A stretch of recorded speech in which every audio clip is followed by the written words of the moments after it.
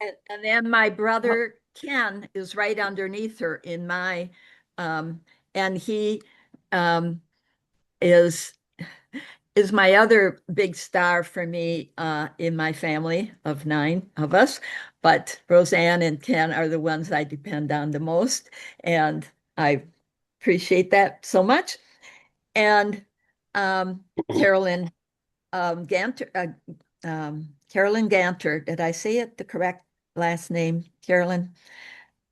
Um, anyway, she's here, and I'm very glad to see her. Ingeborg is over to the left in my, I know it's probably different no matter where we are. Ingeborg probably goes back with my politics at as far back as anybody here, even though some of you are pretty darn close. Inga, I is one of the first people that I met in Madison when I came to college in Madison. Um, Yeah, and we were yeah, in the Wisconsin lines together. yeah. Yeah. Thank you, Inga. And then Beverly Scow, I don't think you introduced yourself. And she's another person um, it's more recent, but um, we are in close touch, and I so much appreciate what the Wise Women Gathering Place does. And it's not limited to Native people. And I took advantage of a wonderful 4-day retreat, or you could say, and it was very, very helpful to me. So I did not call on one person who I think didn't speak. Um, last name Charter? No, I, Yes, it's Eunice. Eunice. That's who I am. Yay. Okay, Oh. cute. Oh, and All Ann right, just Proof is down at the bottom. Yes. Yeah. Judy, can you stop the recording because this isn't the part we're trying to record? And I really need to be a co. So, yes. Okay. Thank Okay, you Erica. all. We're just glad that you all came for this great celebration of Mary Kay. And so we want to begin this conversation to honor her. So we just want to definitely get started. And I think John and Erica is going to go from here. Is that right? I don't know if Erica, did you want to speak first or I could speak? Well, thank you, John, because I know that you have the great honor of the actual presentation of said award. So I Well, am I'm just grateful to again be here with the network. I had heard of Mary Kay long before I joined the board. My parents, in fact, gave me extra bonus points when they heard that I got the chance to work with her. So this is a longstanding family affinity for you, Mary Kay Baum. And as I was speaking with Mary Kay over the last week, I told her this resembles what some of you might remember as This Is Your Life, the television show where there would be, people hiding and you had to guess who was saying these nice things about you. And what I love about the network and about WNPJ and the other people that you've brought together in community is no one has to hide our affection for you whatsoever. It's lovely to have it on display this evening, but also hopefully in the days and the years ahead. So it is no surprise to any of you that Mary Kay, in the many ways that you all know her, as mom, as sister, as confidant, as colleagues, certainly that you know that she has always had a sense of community. This is an extension of her family and her upbringing, her faith and her wisdom, and her commitment to caring for and protecting both people and all living creatures. So, as you will possibly have the opportunity to hear tonight, but certainly we want to encourage you to take a look at the reading, on the WMPJ website is a note from Mary Kay herself. And it is a wonderful biography. And one of the beautiful things about you, Mary Kay, is that you live life in this moment. And so to honor you now, there is a traditional saying in the African American community is to give someone their flowers while they're still here. And so this is truly a life gift.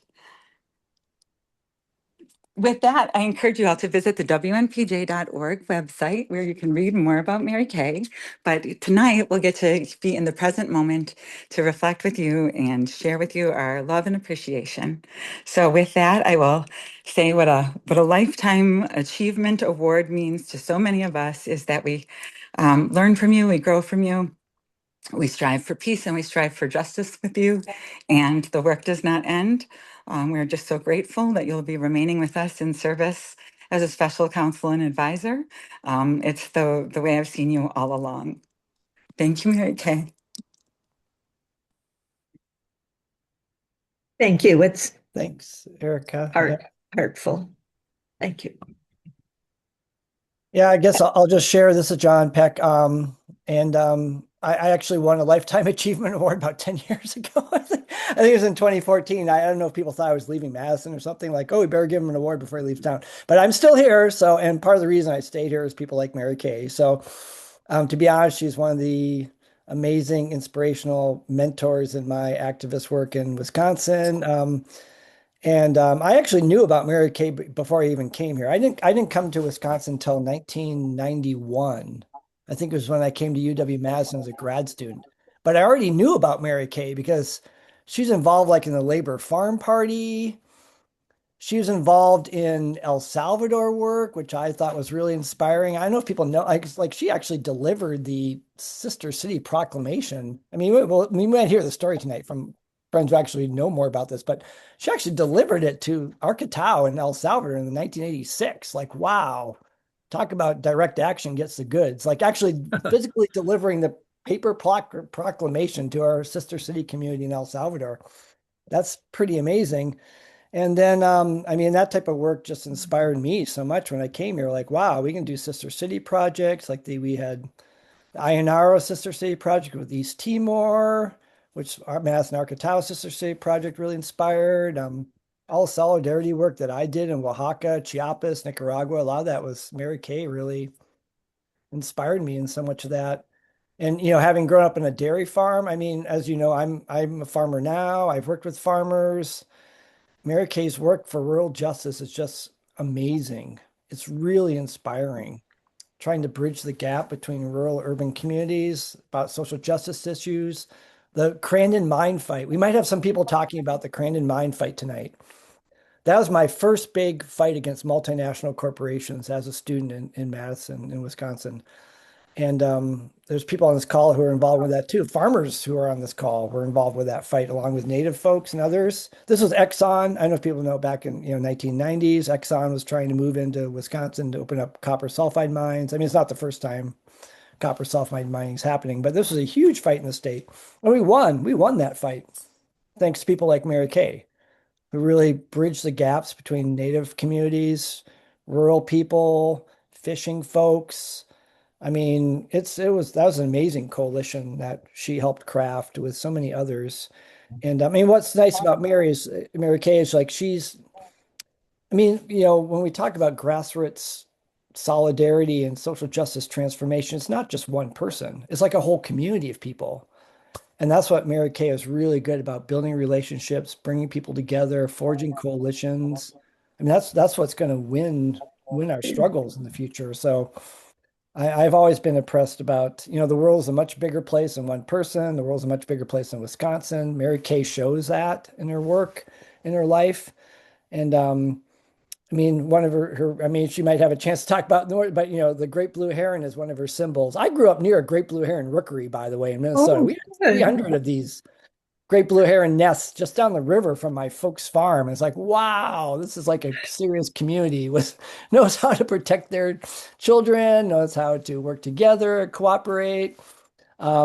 So when I think of Mary Kay, I was like, wow, the tributes we'll hear tonight should be really inspirational. And I'm so glad that we're able to honor her with this Lifetime Achievement Award. And I hope others will be inspired to continue to do the work and receive similar awards in the future. So I'm not sure at this point, are we just going to open it up to share tributes? I'm not sure. Well, I I'm going have to, just one moment. Oh, Vicki, go ahead. Okay, go ahead, well, I Erica. wanted to share the award that we gave Mary Kay. Yes, Yes, that's we're great. about And to do that next. oh, okay. Perfect. Thank you, I have Vicki. an image to show. So Oh, wonderful. Okay. do you want me to do Please, that now? that would be great. Thank you. And then Mary Kay, John, myself, all of the members of not only the WMPJ board, but of the lives that you've touched. We just want to thank you and to honor you. The Lifetime Achievement Award simply means that we want to encourage all of us the way you have to continue to make our lifetimes about making a better world as you have taught us. And Vicki will show the award, and then Mary Kay, I believe John is going to bestow the honor upon you as a former recipient. And if you could hold up the award as well. Okay, well, right now I'm screen sharing it, so that's all people will really see. And I don't know, Mary Kay, if you recognize the photo in the background. Yeah, she's got it framed. And you know what that is, right? Well, that is in the Ridgeway Pine Relic, I believe. Yep. It is. And where I've spent a lot of time, along with the great blue heron. Yep. And Okay. is there something else I should be seeing? No, The that was it. wonderful- I just, Okay. the pine relic Yes. yes. I was able to contact the photographer who worked with you on that. I don't know if he's here Yes. tonight. I think so. But I received my copy all framed yesterday. And Excellent. so it will be hanging prominently here. Thank you so much. It's very fitting. And it's the words are wonderful. The image of and I really believe a lot of people believe that and there's a whole study on people who have Alzheimer's or something along that line, that contemplation is helps many. And even though I grew up in a church with that, and in a convent where you contemplated a lot, for me, I contemplate best in the woods, um, and I had to learn very quickly never to plan an event after I'm going to be held after I am there, because I lose total loss of what my next obligation is. So I left a number of people standing before I learned that. So anyway, and like I say, I do believe that contemplation is really good, and for me, I find it on the land, in the woods, especially. Thank you. Mary Kay. So I think at this point, we'll just congratulate you, Mary Kay, on winning the award. I'm not sure what more we need to do, but I mean, this is fantastic. And so glad you're able to accept this award, and all of your friends and allies and so on are here to join you and celebrate with you. So congratulations on winning this award. Mary Kay, I want to say, as the standing chair and leaving chair, before my last words to you is that when I met you, your spirit was so peaceful. You had so much peace, and you were just like your gentle spirit reminded me of Gandhi and all of those great people. You just were so gentle with me, coming from an urban Milwaukee community, and you just gave me so much love. You gave me so much love. And I always felt like when I was around you, I had a big hug around me. It always felt like you were hugging me when I was around you. So you just mean the world to me. You and I've told you that many, many times how much I love you. I will always love you. And this is coming from this city girl down in Milwaukee. I just love you, your spirit. You've always shared so much wisdom with me, so much kindness. And to be, I've always said to be in your presence, to breathe the same air, to just have known you. I count it all joy. I count it all joy. And I thank God that I was able to meet you, meet you and to have known you. So I just thank Tim for bringing me to WMPJ, because if he had never brought me, I would have never met a wonderful woman that you are. And I will always love you. And I'm not sure everybody here knows what you stand for in so many ways, and that is for safety and the lack and the reduction of guns and hurting people. Um, you you do that with your whole heart because it affects so many people around you and in your family. Amen.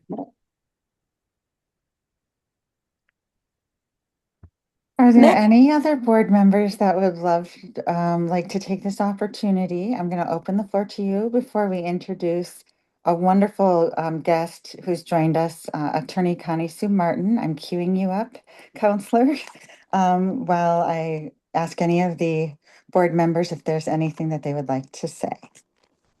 Sure. Mary Kay, we are not losing you. Remember, we've asked you to be an advisor, and you know that I love to break Robert's rules and tear down bylaws. So I'm going to be calling on you to make sure we don't overstep our bounds too much. That you can count on. And it's been an honor and a pleasure. Not always easy, but always good. And I'll just You- chime in here quickly, Mary Kay. I have just so much enjoyed getting to work with you the last couple years. If anyone wants to see the wonderful pictures of her family, please go, I put it in the chat, a website that you can go and there's a lot of history there and images for her. Thanks, Mary Kay.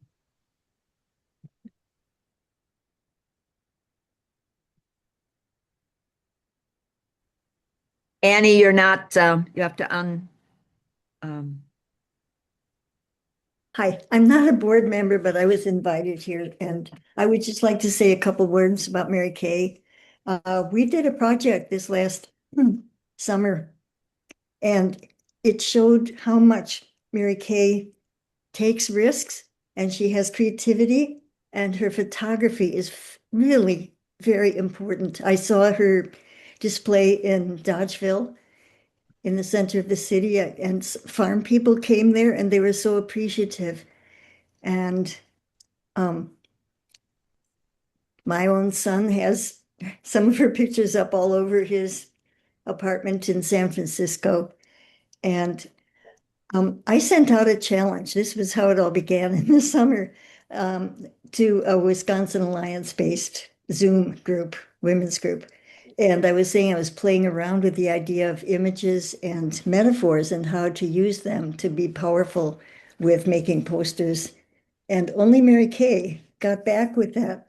And she started asking some questions. And pretty soon she had some ideas and she said, would this work? And, with her usual humility. And pretty soon she had this idea going with the herons, which she is still developing.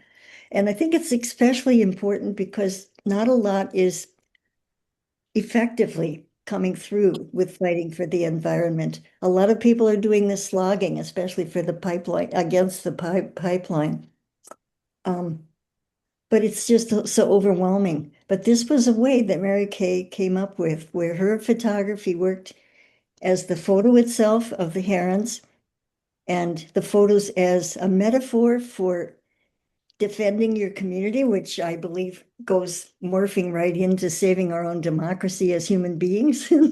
Just such good ideas that Mary Kay had. I worked with her for a few days on that, and we came up with a pretty good poster, which I think is on your website. I hope people can easily find it because I would like it, and we would like to see it be an example of what other people can do, either using some of her photographs or their own images, or changing the wording to make it shorter for whatever works if they're doing handouts for demonstrations and all those things. But here, at this age, here's Mary Kay being just as creative as a baby, and I mean that very well, taking risks. We didn't know what was going to come out of this. We didn't know what we were doing. And that's sometimes the power of success, and it worked. So thank you. Thank you, Mary Kay. And thank you guys, because your organization, your umbrella, helped us do it, especially Judy.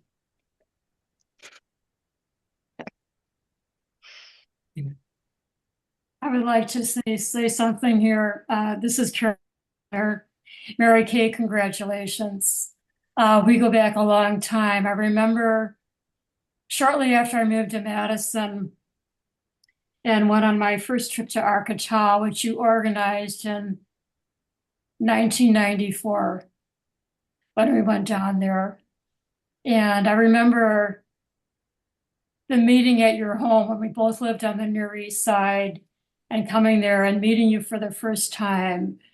And I was so impressed, like this, you were like a powerhouse, like, and your organized commitment.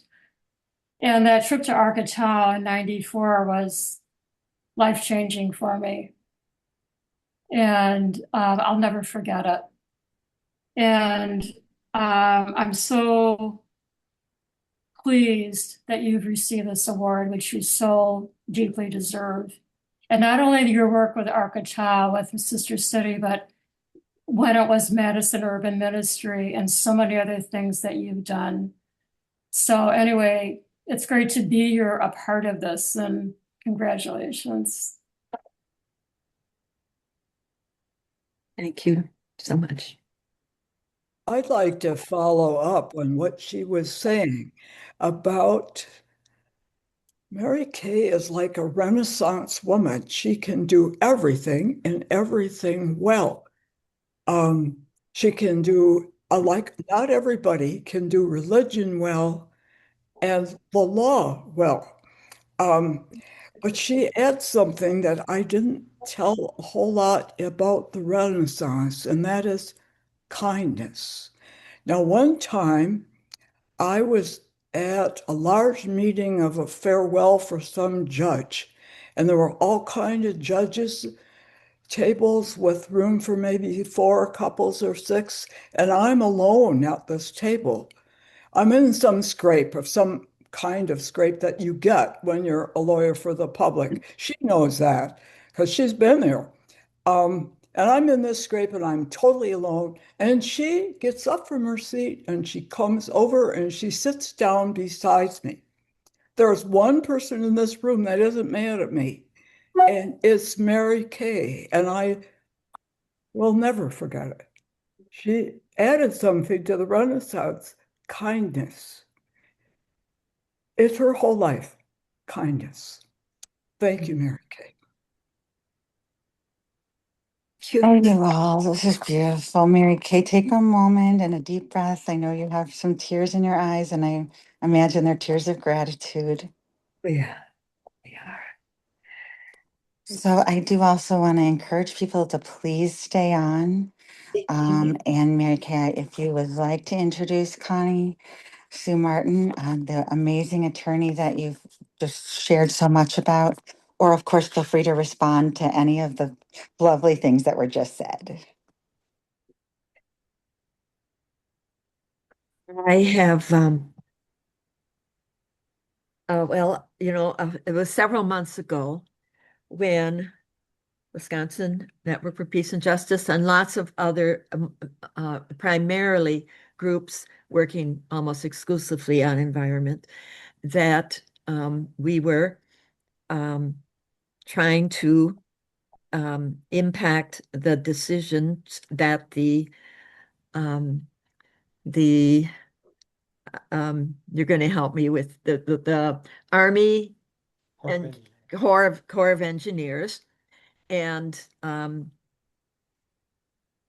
and and I can hardly say that without saying that they have voted the wrong way recently, and that but there's still lots of ways to win this, to save and stand with the Bad River Band of Native peoples, and but it affects every civil one of us, and I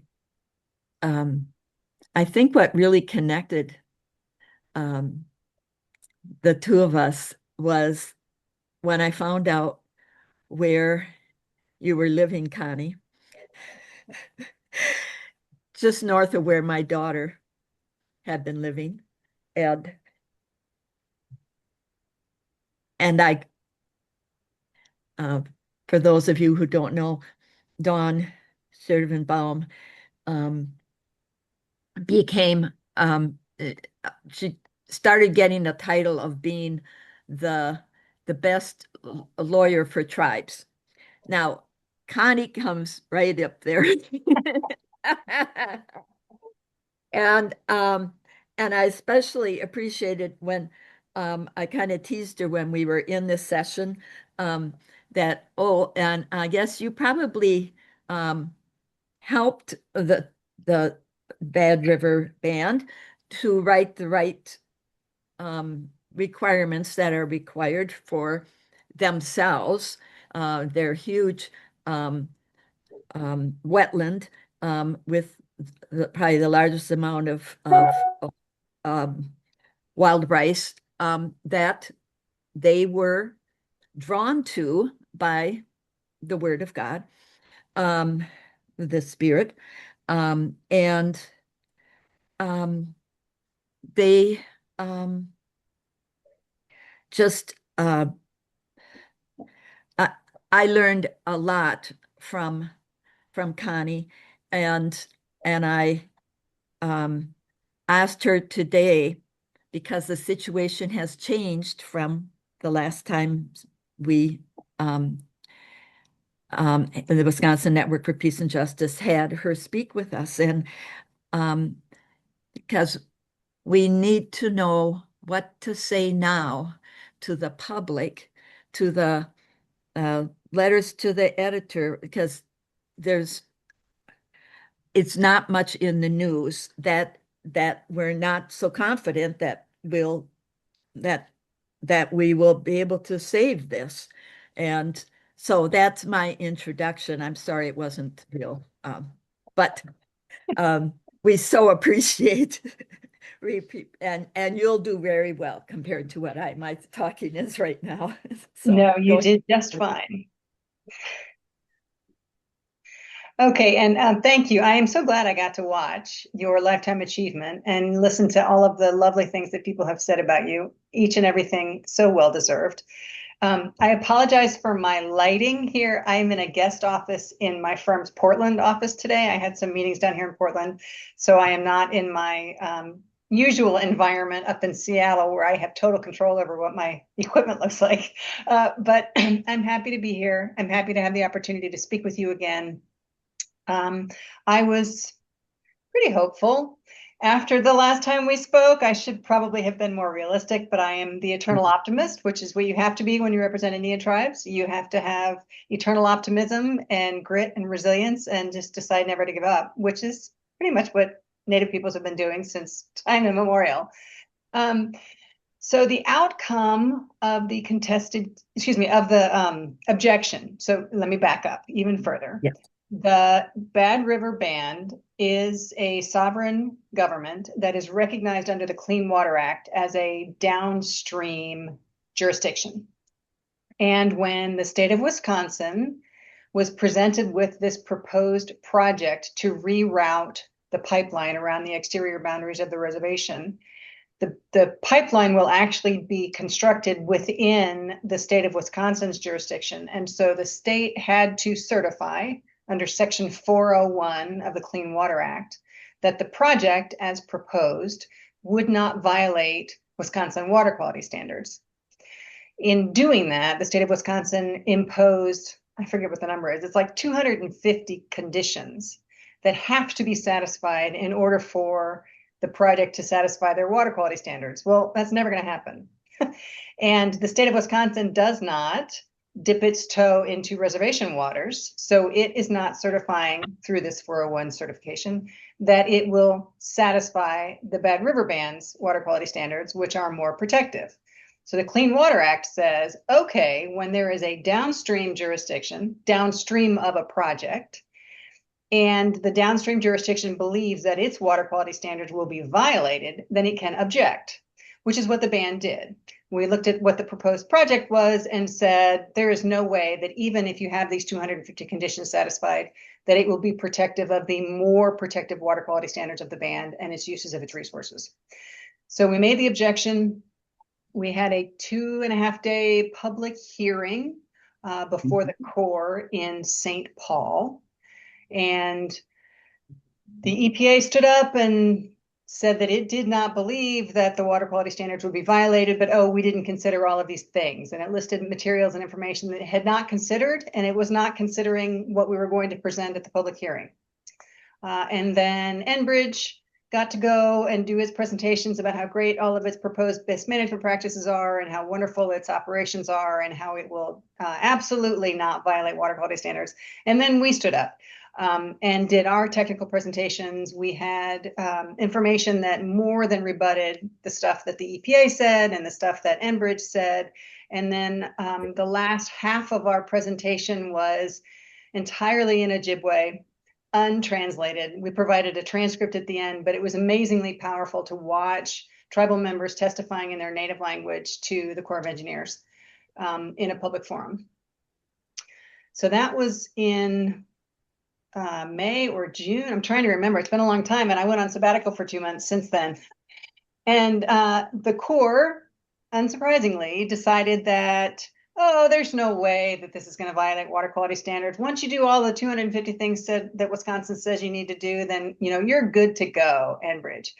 So it issued a permit to them to allow the construction of the pipeline and the filling of wetlands temporarily and permanently. But there is this ongoing contested case hearing before the state of Wisconsin, DNR, over the permit. And the water quality certification by the state of Wisconsin has been stayed, so it's not final or effective. So construction cannot commence under the permit that the Corps has issued. So it's still hanging out there. The contested case hearing was, I think, 5 or 6 weeks over the summer. They are now doing their final post-hearing briefs to the DNR. The administrative judge will make a decision, I doubt by the end of the year. Enbridge was demanding that she render a decision after a 5-week hearing with all of this complicated information and all of these experts and all of these witnesses. But I do not believe that will happen, but probably early in 2026, she will make a decision.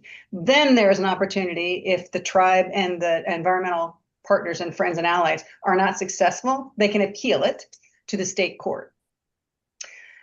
The other thing that's happening is the U.S. District Court case where the federal court said that Enbridge was trespassing across the reservation and had to remove its pipeline and cease operating by 2026. That was appealed to the 7th Circuit Court of Appeals. So that appeal is ongoing. So there's lots of moving pieces with respect to the litigation. There is a right to file a lawsuit, another federal lawsuit, to appeal the permit. So the tribe is contemplating whether or not to do that. They have a 6-year statute of limitations, so there's a big long window to figure it out. But I think we're, waiting for the outcome of the contested case hearing. Because if the DNR says, yeah, we were wrong, we should not have certified this as satisfying our water quality standards, then it goes back to the drawing board and the permit cannot be acted upon, it cannot be constructed. So lots of moving pieces. Obviously, it's extraordinarily expensive to try these cases. So the tribe is trying to be judicious and do things with the biggest bang for their buck. So what can you do now? So obviously, anytime there is a public hearing on something, you are welcome to participate and speak and provide comment in opposition to the permit and opposition to the project. The Corps of Engineers said that it had satisfied its trust responsibility to the tribe when it issued this permit. Obviously, we disagree. It found that the tribe had not offered sufficient expert testimony and scientific studies that established all of the things that we said would happen, excuse me, when the permit was issued. Obviously, from a technical perspective, we disagree with that. So those are things that will be appealed in a lawsuit. But the fundamental premise of the need for this pipeline is the thing that we can be talking about in public, the things that we can be writing letters to the editor about. The Corps of Engineers issued a press release upon issuing the permit and said that the approval of the Enbridge Line 5 reroute application is a great success and will advance the president's energy dominance agenda for America. Energy dominance agenda for America. This pipeline carries Canadian oil to Canada. It does not offer energy, petroleum or otherwise, to the United States. So, and then thank you very much, Patricia. The Wisconsin DNR said it doesn't provide it to Wisconsin either. So how is this energy dominance to America? This is Canadian energy dominance using the public resources of the United States, the states of Michigan and the state of Wisconsin.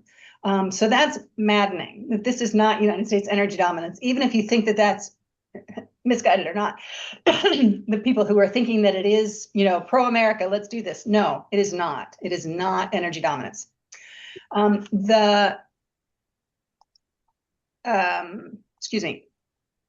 The Sierra Club Wisconsin chapter, and I don't know if there are members of the Sierra Club who are participants in your group, but Yes. they have stuff on their website about, they agree, obviously, that the oil that flows through Line 5 doesn't originate from the United States and is not used in the United States.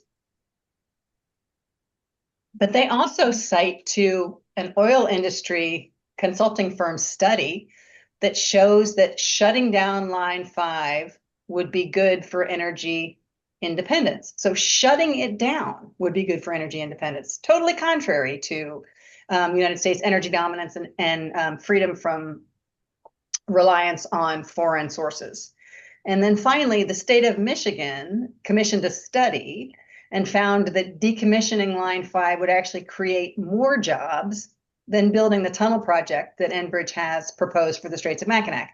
So all of these talking points about energy dominance and jobs creation and the things that Enbridge is spinning, that the Corps of Engineers has bought into, are actually contrary to fact.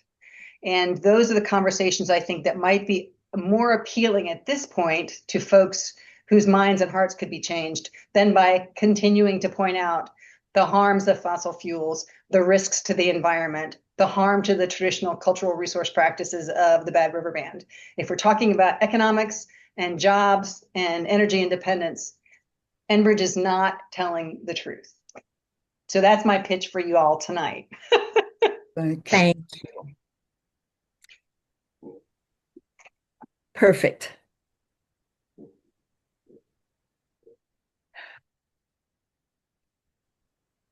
Thanks very much, you guys.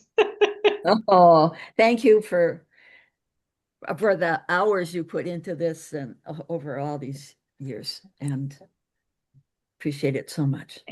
Thank you very much.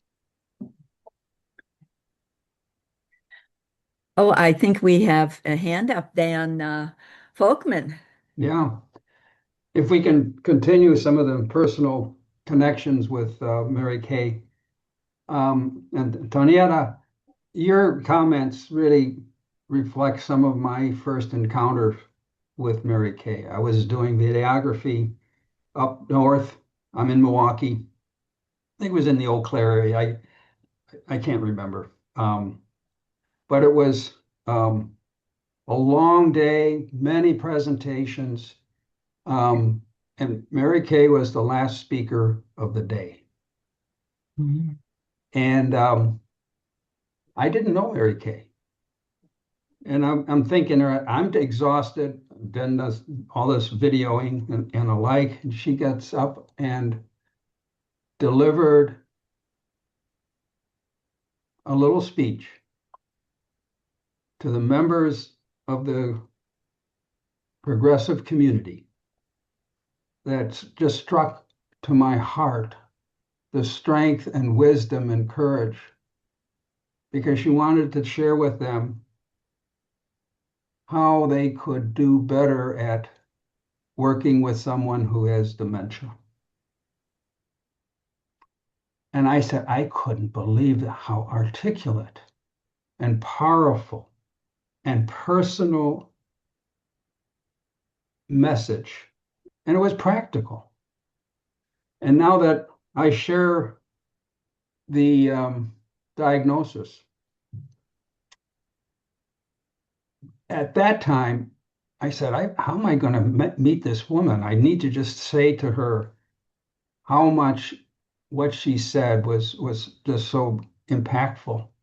I did not know that I would meet again and I'd have the privilege of establishing a deep friendship and collaborative partner in the video work that I was doing, and how she broadened and deepened that work. And what I saw and what I heard was the heart, the intellect, the drive, and the commitment to humanity was still vibrant and powerful. And it was humbling to be able to work with Mary Kay. And we actually did so many videos together that we put together a playlist. And I don't 10, 15, I don't know what it was, but it was across the whole wide swath of political activism. And I know Mary Kay as a videographer, as an editor, and as an activist in this medium. And we did a lot of work together. And every time I look forward to those editing sessions, and we'd even comment about how much we enjoyed the work together. And you know you're doing good as a videographer and as a video editor if you can bring tears to people's eyes. So I worked very. She would cry during our edits. And I just want to share with people what a lovely, powerful experience it has been for me. And I look forward to a few more videos, Mary Kay. Thank you very much. And I'm humbled to be in this space of friends to honor your award. So thank you, everyone, for recognizing Mary Kay. Oh. Thank you so much for that, Daniel, because Mary Kay, you've gone from crying at the videos to smiling. You're just beaming through the screen. And this is exactly what we are so joyful to be witness to. Oh, I just want to add one thing to this. We were on so many different kinds of themes. We worked on redistricting, that when it was heartbreaking what was going on. And um, and that, I think, was some of the, and it ended up with our governor, who actually did, after all this rushing back and forth to the United States Supreme Court and all and we come out with where for the first time tribal groupings were the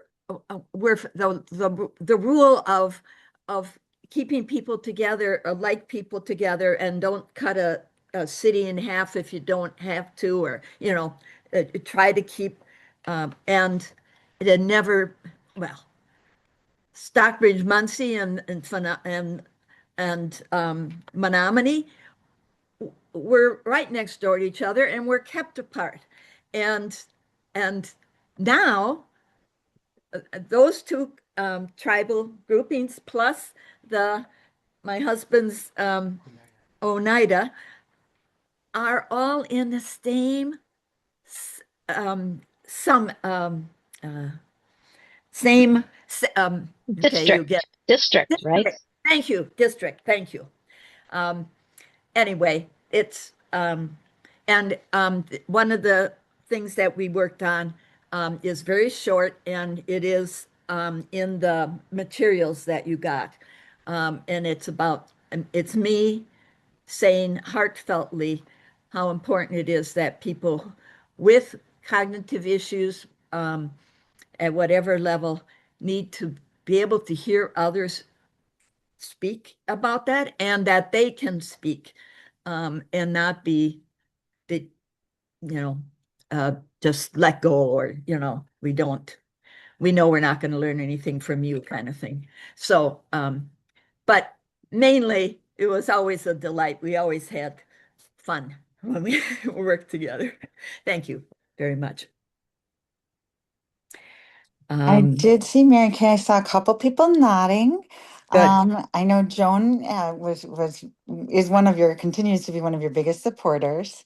And then I also just want to tie into, again, as we talk about your advocacy and how you've made it your life's work. There are some people here who know all about that because they consider themselves lucky to be your family. And so I want to just honor that they are here and are nodding vigorously as well. So Joan or whomever else would like to go next. Thank you for being here. Hi, Mary Kay, and hi, everybody. My name's Joan Lorian, and I'm on the board of Madison Architectural Sister City Project that you've heard about already tonight. And I haven't known Mary Kay that long, but I did get a wonderful opportunity to interview her for an oral history project that the Madison Public Library did on Madison Architectural Sister City Project, the beginnings of it. And so I got to interview the people that were activists and supporters and on the Common Council during that time, which is 1986 and before. And so thankfully, Judy Miner put in the chat how you can listen to that interview. And I really encourage you to do that. It's very moving, and it tells the story that John Peck alluded to about Mary Kay going to El Salvador with a small delegation and delivering the paper from the Common Council that they made Arcatao our very first sister city. We now have 10, but Arcatao was our first sister city in 1986, and as you know, next year we celebrate 40 years. We're hoping for 40 more. So thanks to Mary Kay and the many activists that she organized and worked with, the Common Council members that got on board. And as one of them said, it was a mandate that we do this and that we call out the United States government for their participation in the torture and violence and massacres that were happening in El Salvador at the time. So anyways, salute to you, Mary Kay, for that wonderful work. We're hoping to carry it on for another 40 years. And unfortunately, the end of that particular tape leaves out accident, or it's not, and so I have to give you those last words, because if you read it, you won't know the strong significance. So I in that first time I went, I was the only one from Madison. We had to move fast to take that paper down to them. And we saw on that first time, we were shown around by mostly young, I think 4 young men. But they, when I say 4 young men, that's actually the number of 4 young men who were killed by United States weapons, and not without people knowing this, without United States really knowing this, um, and then we didn't know that had happened till it was signed on April 1st, that in the year that you said, and we were down there within a matter of 2 weeks or something, and they told us we could not go to Arkatal. And we were surprised, and we met in a neighboring community. And now most of this is already in it, so I should shorten that. And but 4 of about the only men, young men that they had left in their community. Okay, so it's mostly older women and children who are living there. And part of the reason is that the young boys were often taken away by the 12 companies, people, families, 12 families who controlled the land and so forth. Okay, I'm going to try to get to the point that is missing, that and why you want to read that. And that is that on another visit, it was probably maybe the 3rd visit I had been there, and we went about 2 times a year, and almost every time there were some deaths, and sometimes it was 4 Jesuits, and sometimes it was a Catholic nun, and sometimes it was the bishop while he's doing communion, because he told the low income people, the majority of the people, not to obey the orders of the ones who ran the army. Anyway, and what we and what would happen is that that there would, and we saw this happen, where a flight went over, usually it was a helicopter, went over just a small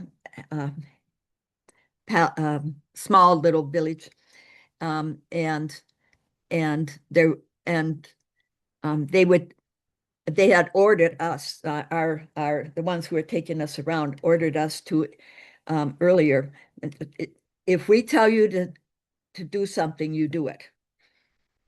We might have to ask you to stay still or move, whatever. And pretty soon then you'd see smoke coming from that little hamlet, is the word I was trying to think of. Okay, so maybe 3 times later, a woman and her baby come to visit us. They were told that if you are seen visiting with those people from the United States, you're going to have real dangers in your life. This woman felt she needed to let us know, so we had more to bring back to the United States. And that's about where that's where it about cuts it off. But what I remember from that is the next thing she said. Okay, this is the baby I was holding, and we were right next to each other. But my son, who was a few years older, he was just a little ways away from me, and he was hit by the dropping of that bomb, and he um he died. And I mean, it's just she felt she needed us to know to bring back to the United States. And that is what they always said when it was time for us to leave. They always said, this is now your important job comes. It's what you do when you go back to the United States. Yeah, and don't take any pictures of the of planes or because you'll not come get away yourself if they see that. And then when I talked about having to follow their instructions, what they made us do is, or all they'd had to do was tell us, and we did it.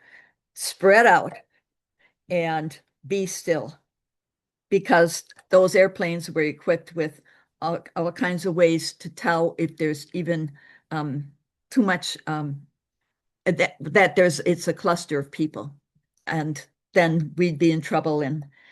But it was always a savior for us. We were not the ones that were in at risk. It was the people living there, and mostly women and children that were left at that point. And you got to read it too. And will I'm sure that we'll have other people who were with me at that one to be able to verify how it was for the and that's courage. Um, and it worked after how many years? 10 years, wasn't it? With 10 visits, it was 5 years, I think. The war was 12. It was 12. Okay. And um, I know one person in the group wanted to bring back the head of a child. And he was an assistant to his legislator, and being able to talk and give proof of what was seen, and the United States did because of all those visits. And of course, when I see needs today, when and sister cities can be helpful, this really taught me. So I, unless there's a question, I think I was clear enough to get across something that was as meaningful as it was and hard as it was. Thanks, Mary Kay. Yeah. Thank you for getting us started on this long road, and now we're back fighting yet another dictator and that's right. And trying to wend our way through this without getting CRIPTES or U.S. El Salvador Sister Cities or MASCP obliterated. Yeah. So thank you for all that good work and all that good history, and we carry on with cross-border justice seeking and peace seeking and friendship. Thank you. What a beautiful intention. And Mary Kay, you are courageous to share. Thank you for trusting all of us with such a harrowing account and such an important reminder that it's all those years ago and it's today and it's all the years in the future that we're trying to interconnect. I know it's a Indigenous Native Nations practice to look at the seven ways, the seven generations. So 3 before us, ourselves, and the 3 that will come next. And that's going to be the true everywhere in the world because of you. So thinking of the generations that came before you, I also want to honor your parents who gave us the gift of you, and the courage that they instilled in you from a really early age. I just loved reading. I can't encourage people enough to go and look at this, but Mary Kay's mom wanted to have more accessible swim times and took on their local swimming pool and management to make sure that children had access. I mean, whether or not your mother knew this, but like that's at the heart of some of the civil rights struggles that people read about in history books is access to swimming pools and the joy of being a child. And the joy of being a mom and being a mother that was able to be present for you, I would imagine inspired you to go and fight for mothers all over the world.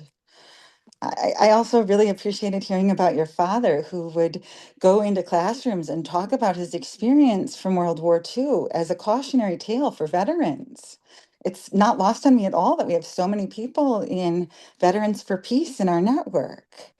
And we're still, even in this day, talking about the perils of, militarized force and how it's so much a part of who you are as a way of how you came to all of us.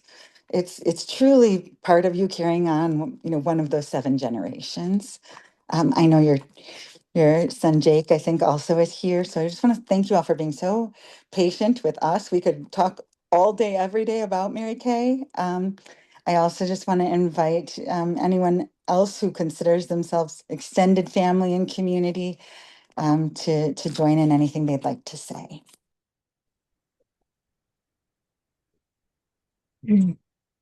I would like to share. I'm so pleased to be invited to this space to honor Mary Kay. I'm Beverly Scow, and I met Mary Kay years ago when she found us at the Oneida Powwow. We had a rock and rest station set up with diapers and wipers and rocking chairs for breastfeeding moms, and she came in and said, I've got a camp I'm looking for young people to come who are, in homes where their caregivers are challenged in some way with cognitive or trauma. And and so I was so pleased to be able to, like my children and grandchildren, went year after year to Mary Kay's camp. And they just blossomed. They just really got a lot from that experience on nutrition and healthy communication and then my son even became one of the youth counselors, to with her to help with that project. But to me, just like all the worldly type of impact you have had in the world, Mary Kay, and then how personally you've helped so many individuals in such a meaningful way as well. All those youth in those years, my children, and I've seen you through the years with extended family and family community members who are struggling with different struggles, and you are finding resources. You are such a strong advocate to find out how can I connect them with the right places to get them the resources they want. And thank you for that. You just the kindness that people have talked about, you are always carrying that kindness and love for people in a very real, meaningful way. So I just um, it was really important for me to be here because you've had such good impacts. Love you, Mary Kay. Thank you. And what your organization does every day is along those lines. Working with people who have had traumas in their lives and it impacts the children and all kind, and you help people to see a future. Um, uh, Appreciate that so much. Yeah. Yeah, I think Ken, you could say something about a couple, well, the thing that I was surprised by the most was what our father did with Sure. farmers who couldn't, who were having a hard time getting by, even to Yeah. get their seeds. You can hear me okay? Yes. Okay. Yeah, Mary Kay, you've always been being the oldest girl in our family of 9. I was towards the middle. Um, you're always someone I looked up to, but also you wanted me to talk about our dad a little bit, and um, he came back from the war, and I don't think it just worked out that he ended up taking on the family farm, and so that was, back then that was not the easiest lifestyle, but he also volunteered he was the volunteer fire chief for 40 years, and so a lot of responsibility there with a group of men at that time, and um, but he also respected the land, the soil, and um, so he was on the Outagamie County Soil Improvement Association, and they promoted contour farming and grass waterways and conservation tillage, and a lot of these things were just kind of it was somewhat experimental, but it's going in the right direction, and to keep our soil. And also in the beginning, he was a member, or I think he probably organized the Fox Valley. We're just on the north side of Appleton back then, and Young Farmers Club, where they bought fertilizer and seed in bulk, and then distributed it out to these farmers in this club. So I, being one of the boys of 6, we were brought up with great work ethics, and maybe more work ethics than most. Our farm was on the very edge of the city of Appleton, and my dad we always looked at things that would help improve the labor part of it, but he never really wanted to invest a lot in the farm because he knew someday, it would be run over by the city. So, which didn't really, I mean, it got us along very well. But I've, eventually got a job out of high school, but I still had a very strong love for the farm, and maybe part of it was I always wanted to get those modern conveniences that we never had, like the barn cleaner and the silo unloaders. And I think I always thought, someday that maybe that could happen. Well, it did end up after 5 years of working away from the farm that I ended up in a partnership with a brother, and we're always looking to that love, or that we wanted to work with the soil the best way we could, and so we implemented some of those conservation programs, and but it took to me, it wasn't just quite right, and it wasn't until I got involved with no-till, where we don't just disrupt the soil at all when we plant, and we don't do any tillage in the fall.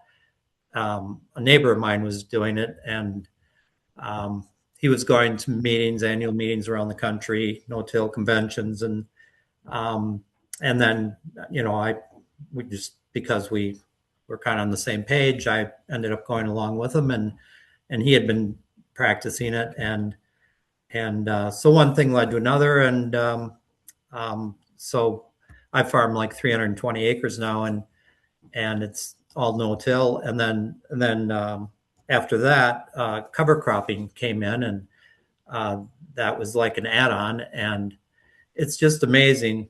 Um, I'm very passionate about it. You can. It's kind of like the field of dreams. If you build it, they'll come. Well, if you don't disrupt the soil and then provide food for the microbiology or the worms, or they just start multiplying, and it's I'm very passionate for people, or to show people, just to walk out in my fields, and in a square, 12 by 12-inch square, you'll find 3, 4, 5, 6 earthworm holes, um, and then there's all this microbiology that's going on underneath that or within that, and so it's in my mind, it's a sustainable system, and I'm pretty much growing commercial corn and soybeans. Some goes to the ethanol plant, some, um, uh, and a lot of it's probably cow feed. Um, but in my mind, and I guess the reason I like to talk about this is because Mary Kay always asks me, what I'm doing, and she's likes to keep tabs on how it's all working, and it's, I don't know. And at the end of the day, I harvested this fall, and then the threat of snow, but it was really important for me to get out there with my drill and my rye seed, and so it's all planted for the winter. And this rye doesn't really need to grow much this fall, but come spring, we'll get warm days, 40, 50-degree weather, and it takes off in the spring, and it'll get like 2 feet, 3 feet high before we plant again. And the beauty of it is the roots are twice as deep as the plant. So that's providing a lot of food for all the, we call them critters. We may not identify all of them, and I think science, they're always finding more about it, but what's all there, but we know it's really good, and it seems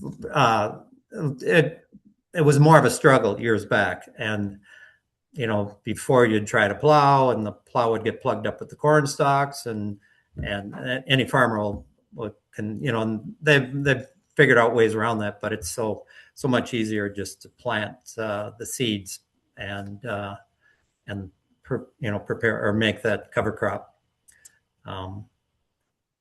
So I guess the apple doesn't fall too far from the tree for both of us.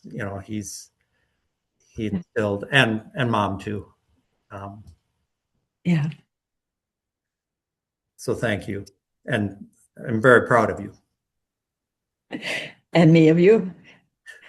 And Roseanne, I think you have some words about how mom dealt with knowing she was developing Alzheimer's, and what we did in Sure. teaching. Yeah, go ahead. Okay. So I'm Roseanne. I'm Mary Kay's youngest sister. There's 12 years difference between us.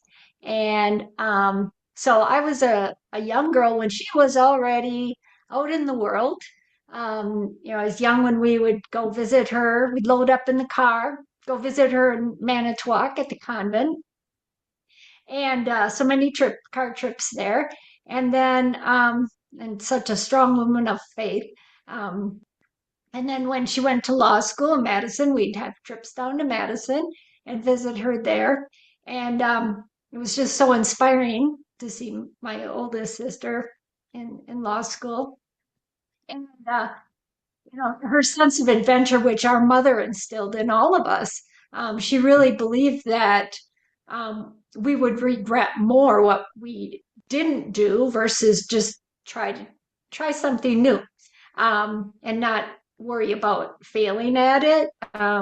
It was better to get out and experience.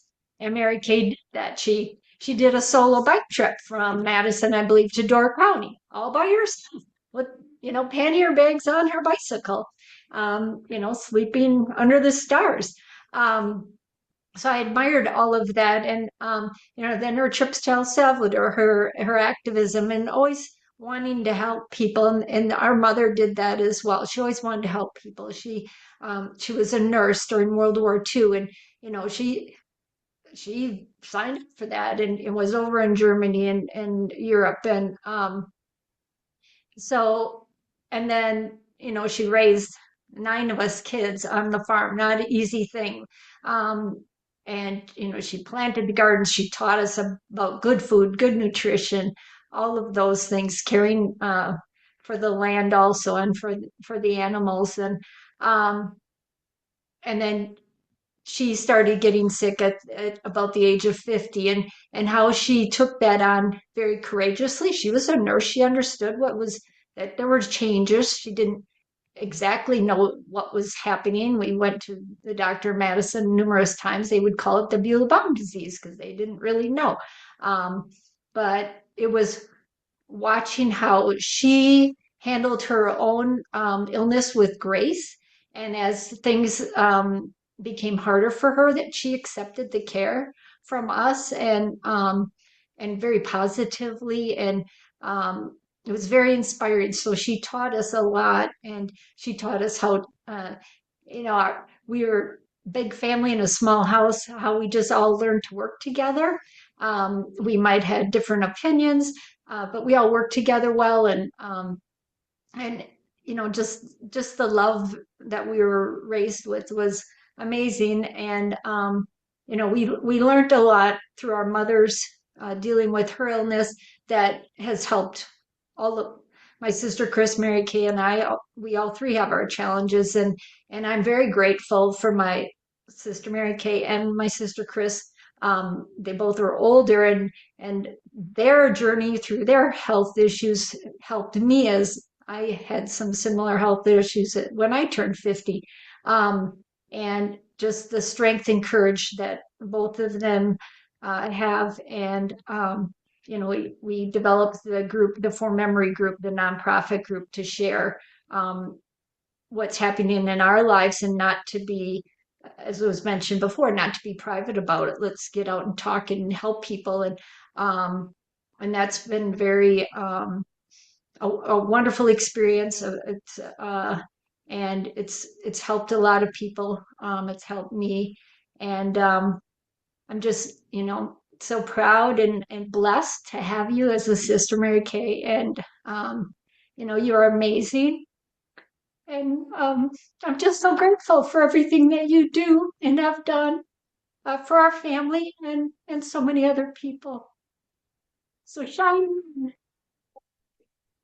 I'm going to add one thing, that how hard it is lots of times when people develop cognitive problems. They insist on wanting to continue to drive the car. Oh. And one day she just said to us, I really can't see as well as I should. I can't follow what's going on out there and in the car. I'm not going to drive anymore. No argument, no, even, and none of us suggesting it to her or anything. And it was just,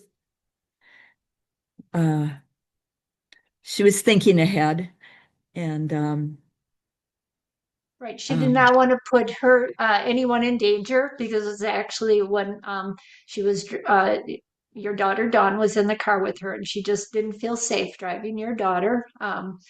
Dawn was real little, and yeah, she just decided then. And I was about 16 at the time, so I took over.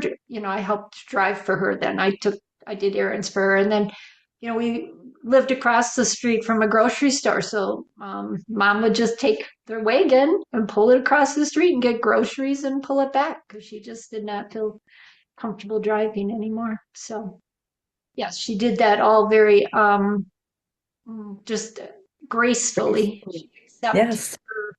She was a woman of grace. Mhm. Yeah. We were blessed to have her role model. Yeah. Thank you. Thank you so much, you all, Ken, Roseanne, for sharing your sibling with us and with the world. I'm up for adoption. I think this is the family I would like to be a part of. I really appreciate you honoring your parents. Mary Kay, I also heard in the pieces that your siblings were sharing something that you shared with me, which is also the power to educate and to spread information. And so it's no wonder to me that you were an educator for years, on the school board as well. I would imagine in a minute when we hear from your son, the ways that you've taught and guided and inspired, but also your faith, just this really strong belief that it's important to keep going and to keep trying. And for some of us, it's, to keep loving. For others, it's to keep fighting, whatever that is, that you've touched so many lives. And I hope it would be okay. I don't need to like over moderate, but if you have others who are part of your community family who wanted to say a few things, I just want to make sure that we're creating space too. It's hard to follow siblings and family. So I just wanted to create that invitation. And again, up for adoption. The family seems amazing. Thank you for sharing with us. Thank you.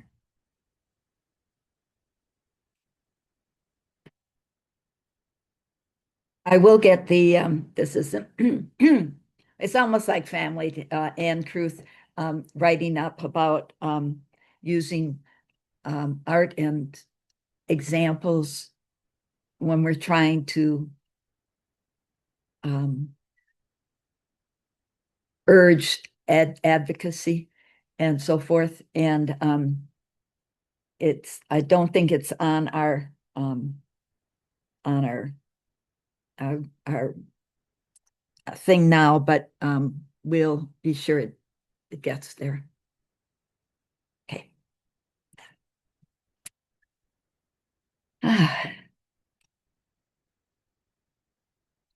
And Mary Kay, it is in the chat. Our lovely Judy had put that here, where you can also see the video from 12 years ago.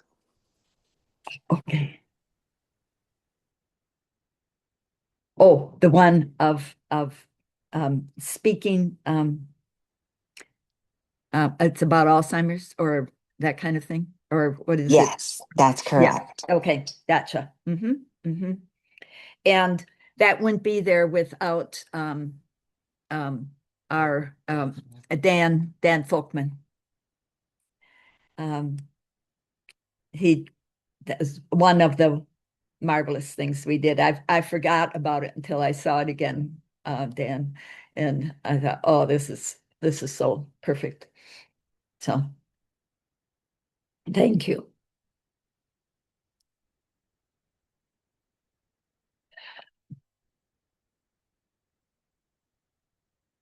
This has been the experience of people bringing back to me the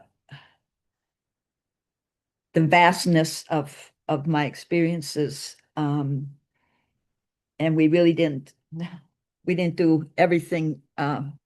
You can't in one, but I understand there is a native tribe that is having a special emphasis on Alzheimer's. Maybe we also learned that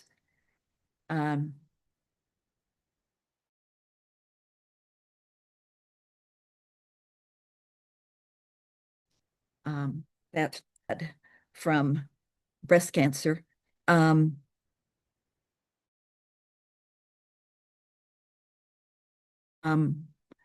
that Native people are more prone to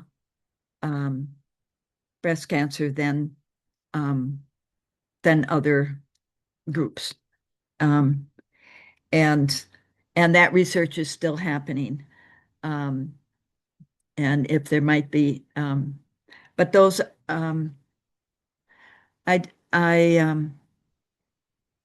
why research is so important.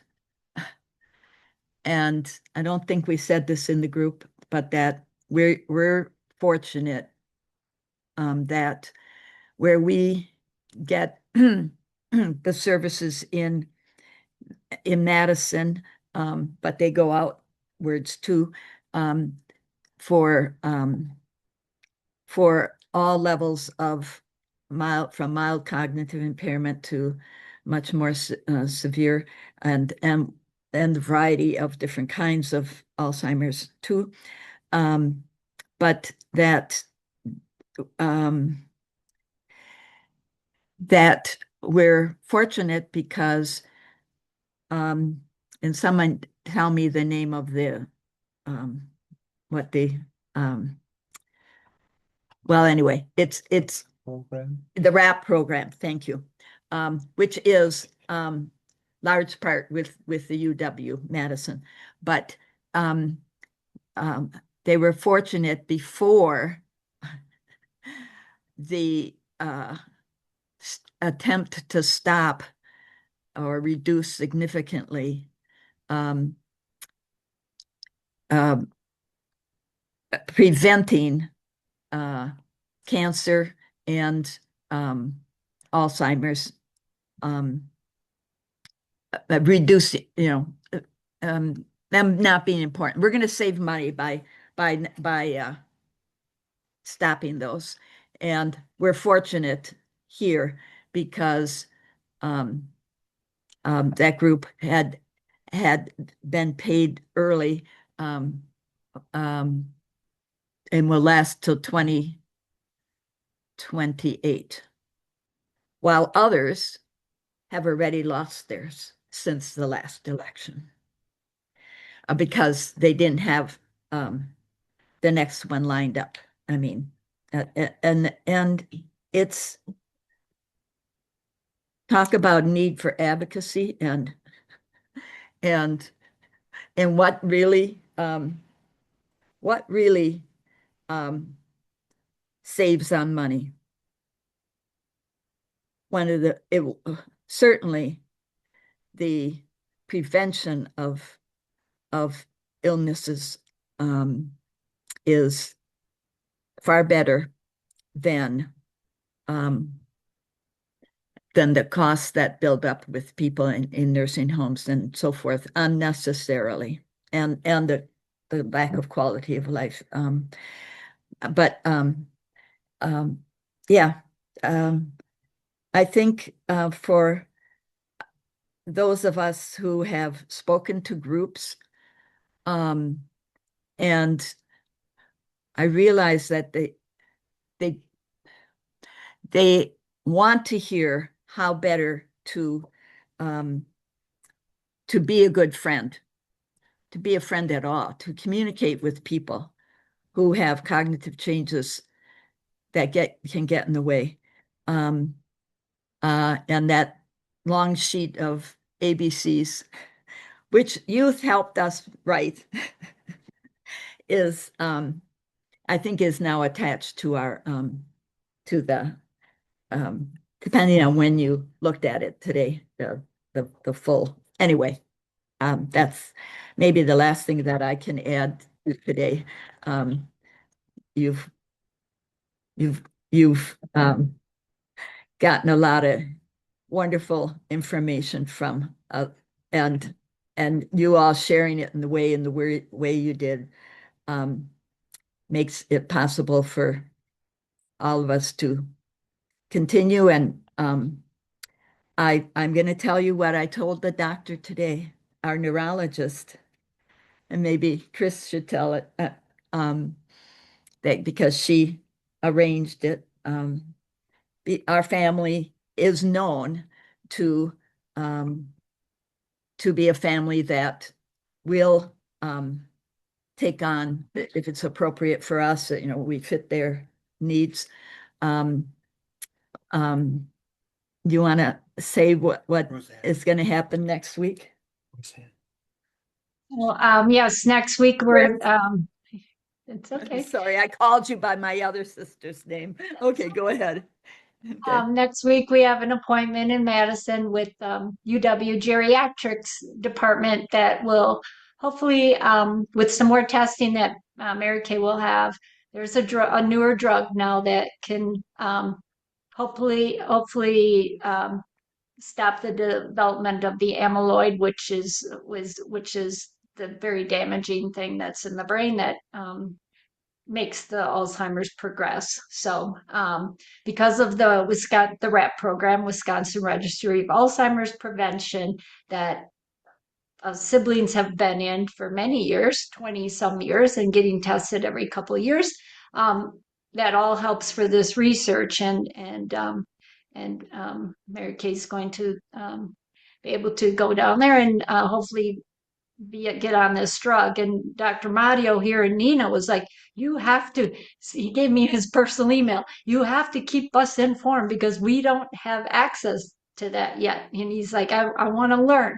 We're going to learn from what you guys are doing. So, and he said it's going to be so beneficial to so many people, so promising. And they're also working on research to find when they can start giving this drug to people even before symptoms start, by just by knowing through tests if a person is genetically or has a precursor to have Alzheimer's, and it would become more of a preventative drug. So there's so much hope, and it was such a uplifting. Dr. Mario was over the moon today because he was just so happy that he's got some patients here that are going to, be part of this, that Mary Kay's part of this. So we're, and that he can learn from it as well. So it was very enlightening and very hopeful, because then that could just keep her from getting worse, that she just stays in this stage, and that would be a great thing. Yes.